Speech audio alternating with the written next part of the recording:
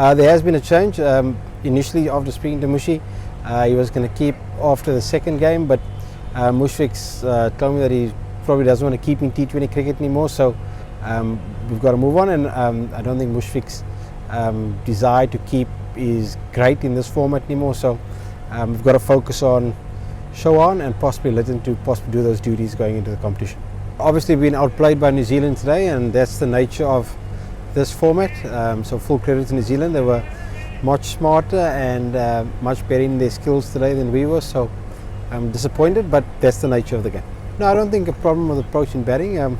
Look, we want to try and stay ahead of the run rate here, because once you get behind the run rate it gets difficult to catch up, so we want to start nice and positively. Unfortunately, we lost a few early wickets, and we lost wickets in clusters, and very difficult for the new batter to come in and start knocking the ball down, and that was probably the issue. We got off to a good start, 20-2, but then there were 4 or 5 hours where we just lost 4 or 5 wickets, which set us back massively.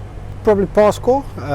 Look, we were hoping it would skid on a bit this evening like it did the other night, but obviously the wicket didn't get much better. It probably got a little bit worse, but at 20 after 2 overs, needing another 110, probably disappointed with the way the game's finished, and like I said earlier, just lost too many wickets in clusters, which set us back. No, the boys have been fantastic.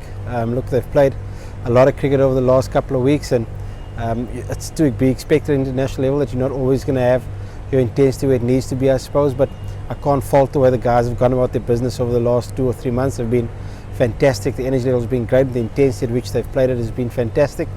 So look, we know we've had a bad day today, but we can't ponder and think about it too much. We've got to focus on the positives, and we've got to take the positives into the next game in 2 days' time, because that's an important game for us.